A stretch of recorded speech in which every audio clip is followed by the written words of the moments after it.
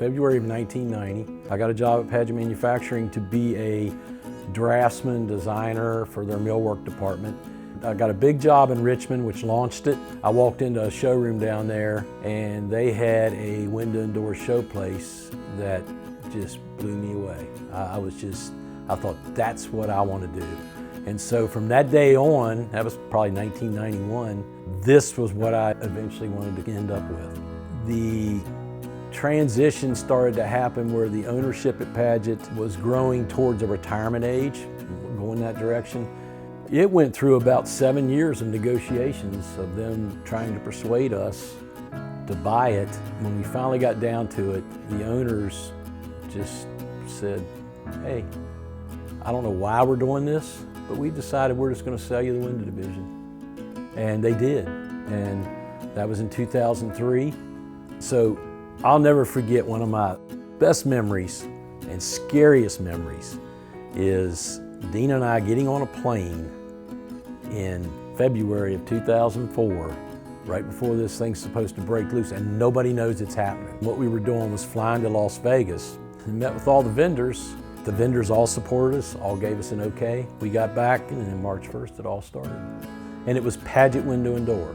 He was certainly capable in all of his abilities, and I believed in that 100%. And we walked through it together, and I believe it was a God-given opportunity that we were entrusted with, and we went with it. He goes back to 94. We go back. So he was with me 10 years before we bought the business. I remember sitting in the house that I live in now, and Dale asking me if I wanted to come back, and Dina was there, and she was a big part of that at that time. I think it was her idea for you to call me. Yep. And Bryce was in the room that night. He was a little 3-year-old, 4-year-old, but yeah, that was a moment when you came back. It was one of those, we need to be together type things. You know, we need to build a business together. It looked a lot like it did before in a different building. Back in those early days, the focus wasn't quite on installed sales as much. We wanted it to be. Our customer was the builder. Our customer wasn't necessarily the end user. When we were in Bridgewater, we had a showroom about the size of, what was that thing, maybe 20 by 20? Yeah. Had a couple samples in it, tile floors. So we were there, and then when we bought this building is when the next step in the vision of the showroom. And one of the big things that happened was we found a product called Eagle Windows and Doors, and we were only one of 2 people in the state of Virginia that could distribute that product. In 2005, we were the 19th largest distributor for that product in the country. We were selling all those windows in Northern Virginia, down to Richmond, down to Roanoke, Smith Mountain Lake. Eagle Windows, I would say, was our single biggest reason for success early on. Eagle gave us the ability to do what really, what I think made us special at the time. Most of our sales calls, most of my time during a week would be spent in an architect's office trying to get them to specify your product. Who knows how many days I walked around Charlottesville downtown mall with a window in each hand. One of the favorite times that Sean and I ever had together with an architect, when we went to Lynchburg, and we did an architectural lunch with many firms in one room.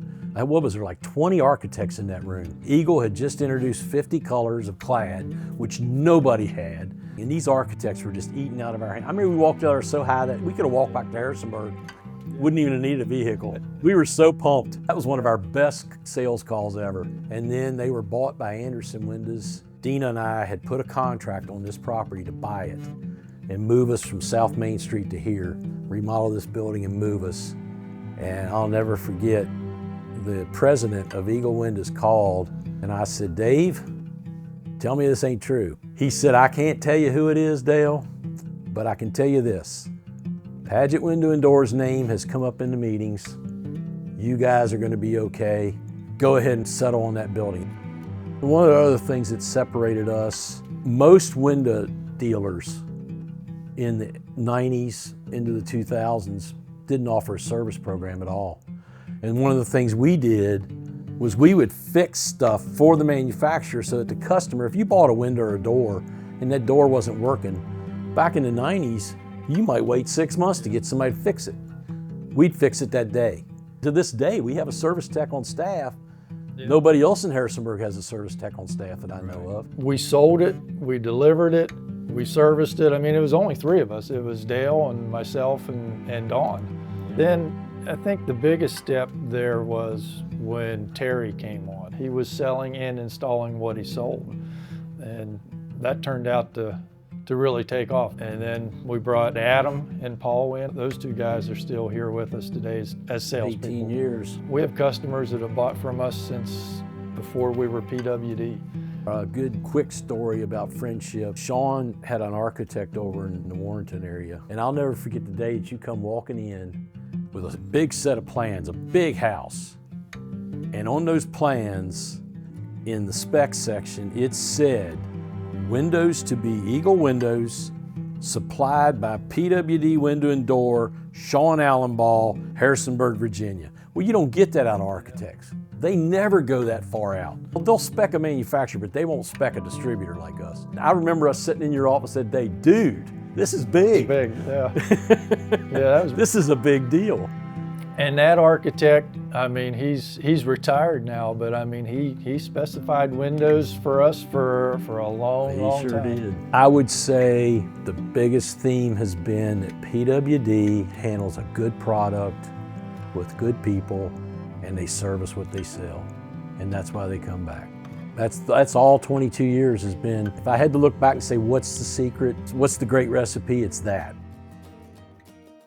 I grew up around the company. I grew up installing. I remember being a middle schooler and Dad would throw me back in the warehouse and pay me $10 or something like that to tear old screens apart, and so we could get money for the scrap metal from the aluminum screens and all that. And then that moved into being able to install through high school and college and just be around the company and go on deliveries and do everything. Growing up, obviously, like, Dad was very supportive of, I had a dream of being a professional drummer. My mom and Dad were always very supportive of that, so that had a lot of my focus for a long time growing up, and spent most of my 20s getting to do that, getting to travel around and tour and make my way up in the music business, and got to do that full time, make a living doing it. And obviously COVID caused a lot of disruptions for a lot of industries. That was a time that was kind of a pivotal moment that my wife and I were already talking about the future and what we really wanted long term. Bryce called, he was probably, I guess, 4 months into being in Nashville with nothing to do except work on his rental properties. And he did all that, and he called me one day and said, Dad, I'm going crazy, I don't know what to do with myself. And I said, we could use what we called a utility player.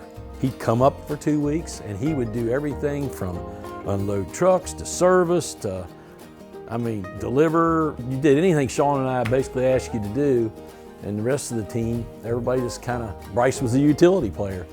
And so then it was Christmas when you and Heather said, hey, we might want to consider coming back to Harrisonburg if the offer's still there to come back into the business. So in that sense, COVID was a blessing. When Bryce came back from Nashville, we brought him in as a project manager because our construction was starting to grow. But Bryce did a great job casting vision for this, showing the need for it. And then, don't you know, I bought into it, and then these suckers want me to change the name. That I've owned for all these years, they want me to change this name because it's confusing the customer. But you know what? It was the best thing we ever did. I love it now. I've embraced it. I think the team's embraced it. I think it was a great move, and it was needed because we were confusing our customer. And bringing it in as PWD Home gives us that under one label, under one umbrella, and we can do a lot of things under that. The PWD cross logo and PWD have become known for quality, and adding the home to it only made it better. We have never intentionally solicited to win Shenandoah Valley's Best Window Company, which is what really makes it mean a lot that we're nominated for that and then voted that and then win that award. To be named Shenandoah Valley's Best several years in a row, but at 25, 26, with having a brand change is significant in my opinion. They had to vote for PWD Home, Yep. not PWD Window and Door, which is what they've been used to seeing all these years. We do it with integrity. If we make a mistake, we tell you we made a mistake. We'll make it right. We're not going to run from a customer. We're not going to run from a problem. And as this thing transitions into second generation business, I expect the same type of thing. It's been instilled in that young man that he grew up in it, so I expect nothing less. What I would love to see being said about PWD Home 20 years from now is that continued integrity. Another biblical principle that we like to live by is he who is faithful with little will be faithful with a lot. So continuing to do the right thing, continuing to have integrity, continuing to care for our people, care for our customers. And it's not about the bottom line, it's about doing the right thing. All these things have been ingrained in me since I was a little kid. And so I have no intentions of changing directions at all on those principles and those core values of integrity and honoring people and doing the right thing. Herman Padgett, he had a vision, and Padgett Manufacturing tweaked that vision. And then PWD moved forward with a broader scope. And then I'm excited to see what PWD Home does to propel us into the future.